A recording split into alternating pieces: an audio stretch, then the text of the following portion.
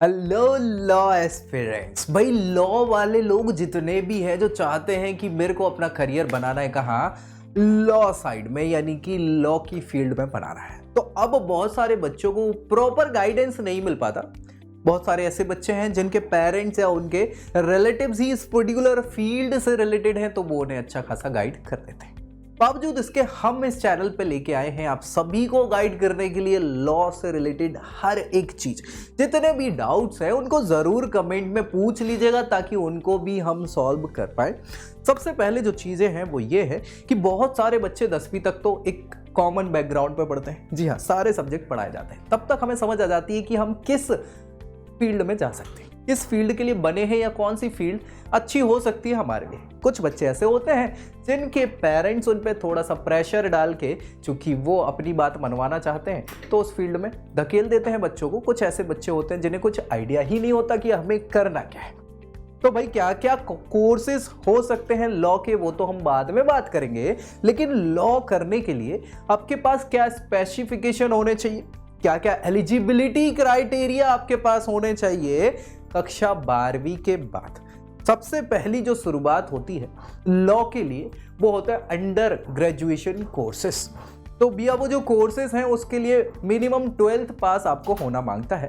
अब कैसे क्या क्या क्राइटेरियाज हैं 12वीं कक्षा के बाद। ज़रूरी नहीं है कि आपने आर्ट्स फील्ड ही ली हो तो ही आप लॉ फील्ड में जा सकते हो, ऐसा बिल्कुल भी नहीं है। तो परेशान बिल्कुल नहीं होना है। ये वीडियो हर उस व्यक्ति के लिए, उस बच्चे के लिए, उस बड़े व्यक्ति के लिए है जो लॉ से संबंधित जानकारी चाहता है। तो इस वीडियो में हम क्राइटेरियाज की बात करने वाले हैं, एलिजिबिलिटी क्राइटेरियाज फॉर लॉ। कानून की पढ़ाई करने के लिए क्या क्राइटेरिया आपके पास हो 12वीं कक्षा के बाद। और भी हम बात कर सकते हैं, हो सकता है पोस्ट ग्रेजुएशन प्रोग्राम के लिए यानी मास्टर डिग्री के लिए भी क्या क्राइटेरिया हो सकते हैं, उस पर भी बात कर सकते हैं। ठीक है, सो शुरुआत हम कहां करेंगे 12वीं कक्षा की क्राइटेरिया से। वीडियोस आपको दोस्तों में शेयर कर देना है। क्यों कर देना है? क्योंकि भाई दोस्त होते किस लिए हैं, आखिर दोस्त ही तो दोस्त के काम आता है। तो उनको भी जो चाहते हैं लॉ फील्ड में अपना करियर बनाना, सबसे पहले शुरुआती बेसिक कदम से हम स्टार्ट करेंगे।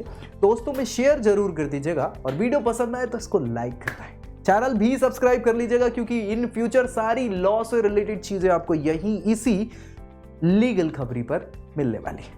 ठीक है, तो चलिए कौन कौन सी एलिजिबिलिटी क्राइटेरिया हो सकते हैं लॉ स्टूडेंट्स के लिए, लॉ करने वालों के लिए या लॉ समझने वालों के लिए। सबसे पहले 12वीं कक्षा की बात करेंगे क्योंकि ये बेसिक पड़ाव माना जाता है। तो सबसे पहले eligibility conditions for law courses usually very as the programme. सबसे बड़ी चीज होती है कि क्या प्रोग्राम आप करना चाहते हैं, ये आपको डिपेंड करता है। आप कौन सा लॉ प्रोग्राम करना चाह रहे हैं उसके लिए अलग अलग क्राइटेरियाज हो सकते हैं। दूसरी चीज है यूनिवर्सिटीज। भाई जो भी यूनिवर्सिटी आपको लॉ के कोर्सेज करा रही है, कई बार उनको ऐसे, क्योंकि यूनिवर्सिटीज भी आपको पता होना चाहिए अलग अलग प्रकार की होती है। यूनिवर्सिटी होती है सेंट्रल यूनिवर्सिटीज, जो सेंट्रल गवर्नमेंट क्या करती है उस पर रूल्स एंड रेगुलेशंस उनके चलते हैं, मैनेजमेंट उनका चलता है। स्टेट यूनिवर्सिटीज होती हैं जिन पर स्टेट का चलता है। कुछ प्राइवेट यूनिवर्सिटीज होती हैं जिनमें पर्टिकुलर उस प्राइवेट मैनेजमेंट पूरा का पूरा देख रेख वही लोग करते हैं। साथ ही साथ कुछ डीम्ड होती हैं जिनमें क्या होता है पब्लिक प्राइवेट पार्टनरशिप वाली चीजें हैं, कुछ सरकार सहायता करती है, कुछ ओन मैनेजमेंट चलता है। तो ऐसी अलग अलग टाइप की यूनिवर्सिटीज होती हैं और इन यूनिवर्सिटीज के अलग अलग क्राइटेरिया हो सकते हैं। समझ रहे हो, इस चीज को दिमाग में रख लेना। ऐसा नहीं कि सर आपने तो वो बताया था और इसमें तो ये ले ही नहीं रहा। तो हर यूनिवर्सिटी के अलग क्राइटेरियाज हो सकते हैं। ठीक है भाई, अब यहां पे LLB जो बैचलर ऑफ लॉ कहलाता है सामान्य शब्दों में, चूंकि ये तो फ्रेंच वर्ड हो जाता है और फ्रेंच वर्ड तो अपने को समझ में ही नहीं आता ना, तो अपने लिए तो ये बैचलर ऑफ लॉ ही कहलाता है LLB और आपको भी वही समझने का है। यहां पे इंटीग्रेटेड प्रोग्राम भी होते हैं बहुत सारे, ठीक है, जिन पे हम डिस्कस करेंगे, जो कि आपकी बैचलर डिग्री को साथ ही साथ क्या कर सकते हैं, मास्टर डिग्री भी इसमें कंप्लीट करा सकते हैं। तो वो 12वीं के बाद हो सकता है BA LLB, BBA LLB। ये दो प्रोग्राम जनरली लोग बाग चूज करते हैं लॉ के लिए, BA LLB या BBA LLB। ये 12वीं के बाद जो कॉमनली यूज किए जाने वाले हैं ये कौन से प्रोग्राम है, ये सिंगल प्रोग्राम नहीं है, ये कैसे प्रोग्राम है, कॉम्बिनेशंस हैं यहाँ पे, ठीक है, इंटीग्रेटेड कोर्सेज होते हैं ये। अब भैया 12वीं कक्षा के बाद अगर आपने 12वीं कक्षा में आर्ट्स और कॉमर्स ये विषय चुने हुए, मतलब 11वीं 12वीं कक्षा आपने आर्ट या कॉमर्स से करी हुई है, तो वो बच्चे तो बीए एलएलबी या बीबीए एलएलबी कर सकते हैं ना। तो उनके लिए है law courses could only be taken after graduations, but now they can be taken after 12th grade. पहले ऐसा चलता था कि ग्रेजुएशन होने के बाद ही लॉ कर सकते थे, अब ऐसा नहीं है, अब 12वीं के बाद भी लॉ आप कर सकते हैं। यहां पर इंटीग्रेटेड लॉ कोर्सेज होते हैं बहुत सारे, ठीक है। तो भैया इनकी ड्यूरेशन अलग अलग होती है कोर्स की, जैसे 5 साल की होगी बीबीए एलएलबी, बीकॉम एलएलबी, ये कॉमर्स वाली फील्ड के बच्चे हैं जो ये कर सकते हैं, और कुछ अलग होते हैं जिनकी ड्यूरेशन अलग होती है, जैसे बीटेक वाले, टेक्नोलॉजी वाले अगर कर रहे हैं तो 6 साल की ड्यूरेशन भी होती है इस कोर्स की। हम सारी चीज़ों पे डिस्कस करेंगे। तो फिलहाल तो इंटीग्रेटेड कोर्स 5 साल का है, BA LLB, BBA LLB, BCom LLB, ये सारे कॉमर्स और आर्ट स्टूडेंट 12th क्लास जिनने पास कर ली।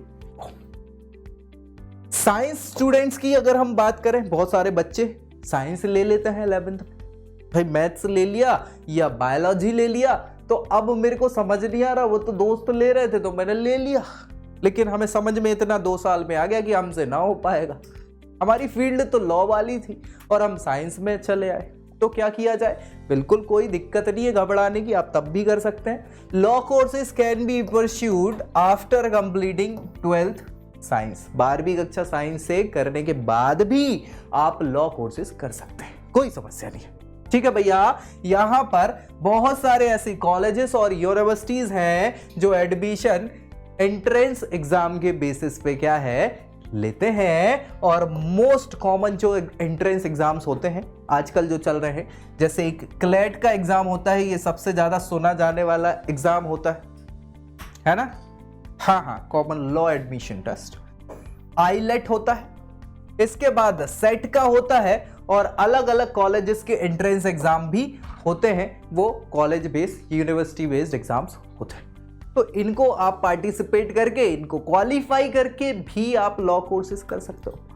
इन सारे कोर्सेज के बारे में, इन सारे के सारे एंट्रेंस एग्जाम्स के बारे में हम डिस्कशन आराम से करने वाले हैं, तो बिल्कुल परेशान मत हुइए। एजुकेशनल क्वालिफिकेशन क्या क्या चाहिए वो अपन देखें, तो भैया बीए एलएलबी या बीबीए एलएलबी की हम बात करें तो बीए तो आर्ट्स होता है ना, ये बिजनेस एडमिनिस्ट्रेशन होता है बीबीए, बीकॉम कॉमर्स वाला होता है ना, बीएससी साइंस वाला होता है। तो भैया अगर बीए एलएलबी आप इंटीग्रेटेड या बीबीए एलएलबी 5 साल का प्रोग्राम आप करना चाहते हैं, तो इसके लिए क्या होना चाहिए?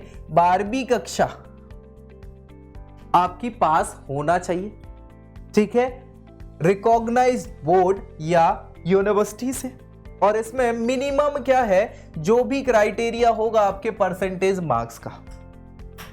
भाई 12वीं कक्षा आपने आर्ट्स या कॉमर्स से पास कर ली, अब 12वीं कक्षा तो पास कर ली, परसेंटेज हमारे हो सकता है कि भैया 60% बने हो सकता है 80% आए हो सकता है 90 चले जाए, या फिर हो सकता है 55% हो। तो अब मेरे पास क्या ऑप्शन है?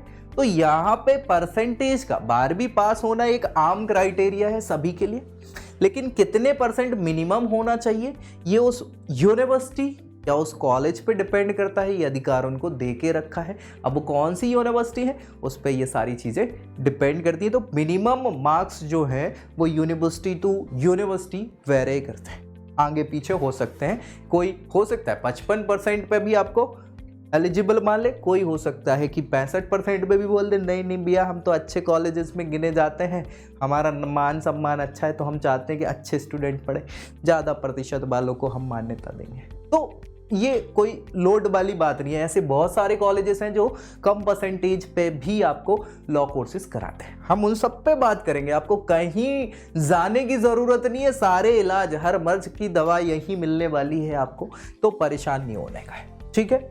अब एलएलबी अगर आप करना चाह रहे हैं देखो वो तो BA LLB था, BA LLB था। अब LLB की बात करें तो यहाँ पे LLB के लिए आपको क्या है बैचलर डिग्री कंप्लीटेड होना मांगता है, 3 से 4 साल का है और ये आपने कर सकते हैं।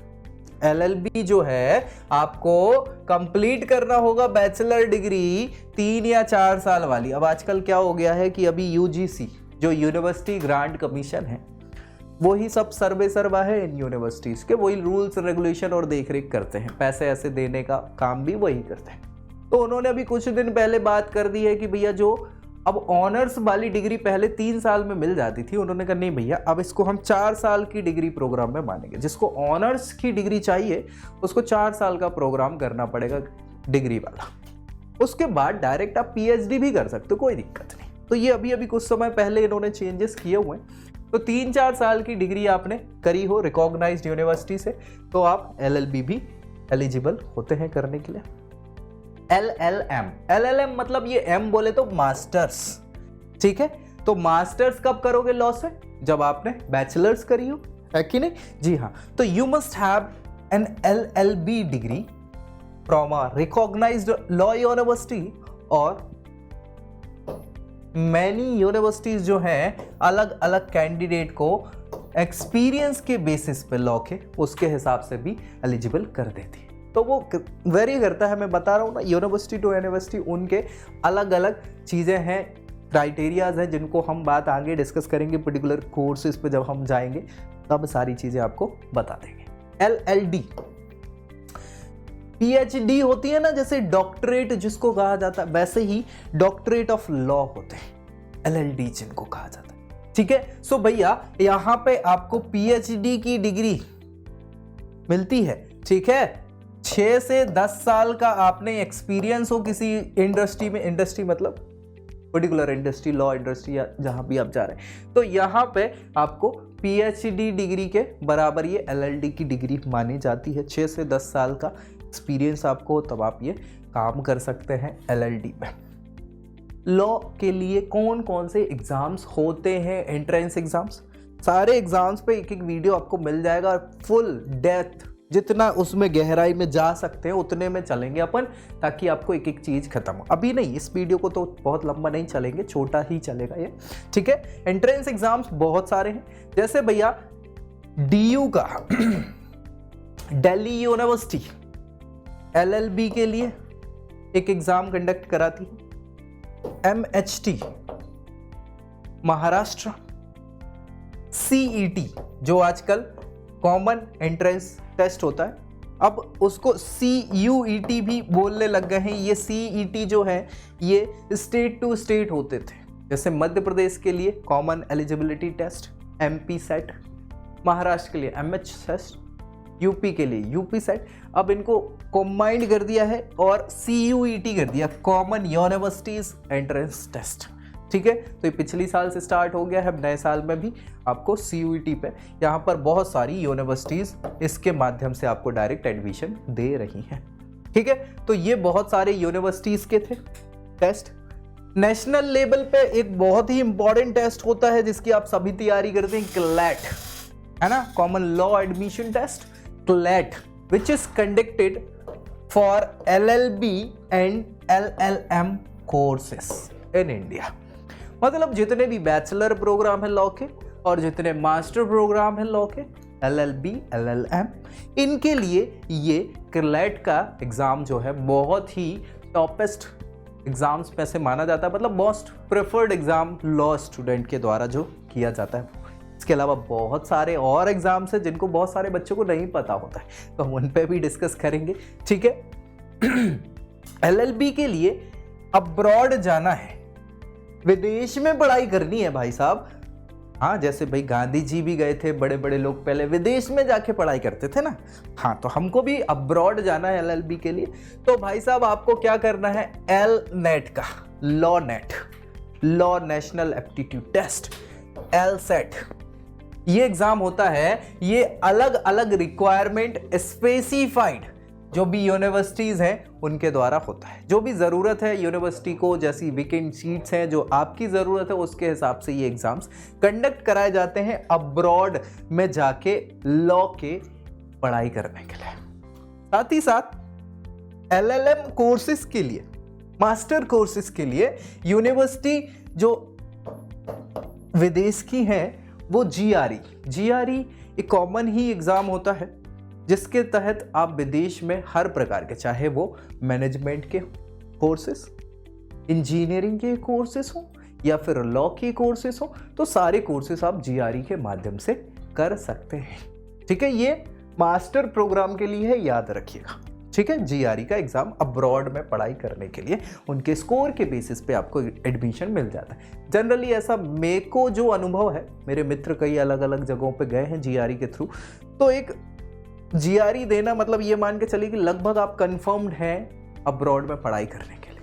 GRE बहुत ज़्यादा टफ नहीं होता है, कुछ इंग्लिश और बाकी के क्राइटेरियाज रहते हैं जिन्हें फुलफिल आपको करना होता है, और रैंकिंग जो है स्कोर पे बनती है। तो 380, 390, 400 के आसपास आपको ये मार्क्स वगैरह मिल जाते हैं। ठीक है, चलिए इसके अलावा और बहुत सारे एग्जाम्स होते हैं थ्रू आउट। अगर हम बात करें ऑल ओवर इंडिया में अलग अलग टाइप के, जैसे LSAT इंडिया, AILET, IELET, वो एक IELET से अलग होता है, ये IELET है। आंध्र प्रदेश का लॉ CET, जैसा मैंने बताया था, AP लॉ CET उसको बोलते हैं। तमिलनाडु स्टेट के लिए, तेलंगाना स्टेट के लिए TS लॉ सूट CET है ना। Kerala KLEE law entrance examination. SLET DU के लिए DU LLB, अब तो CUET में ही जाने लग गया, DU LLM CUET, CU SET CAT BBA LLB, UL SET IL SET और AMU लॉ, अलीगढ़ मुस्लिम यूनिवर्सिटी के लिए लॉ का एक अलग एग्जाम होता था, एंट्रेंस होता। अब लगभग ये सारे बड़े एग्जाम्स जो हैं यूनिवर्सिटी चूंकि CUET के बेसिस पे ही एग्जाम्स में आपको इनके स्कोर के बेसिस पे क्या कर रही है, एडमिशन दे रही है, तो इनके ये बहुत कम बचे हुए हैं डायरेक्ट एंट्रेंस एग्जामिनेशन। कुछ कोर्सेज के लिए ये किए जा रहे हैं अभी भी। ठीक है, कोई दिक्कत यहाँ पे किसी भी प्रकार से? तो भाई अब अगर कोई क्वेरी बची हो एलिजिबिलिटी को लेके, किस चीज को लेके, जो भी आपको लॉ से संबंधित समस्याएं आ रही हैं उन सब पे हम डिस्कस करेंगे। बस कमेंट कर देना है आपको ताकि उसको रिजॉल्व हम कर पाए। और वीडियो अच्छी लगे तो इसको लाइक करना है, चैनल सब्सक्राइब करना है और दोस्तों में शेयर जरूर कर देना है, ताकि हम सब क्या करें, खुद का विकास करें, देश का विकास करें और लोगों की सहायता कर पाएं लॉ के साथ। तो मिलेंगे अगले वीडियो में, तब तक के लिए जय Hind. I hope you like this video. For more such videos, keep watching our channel and do not forget to like, share and subscribe.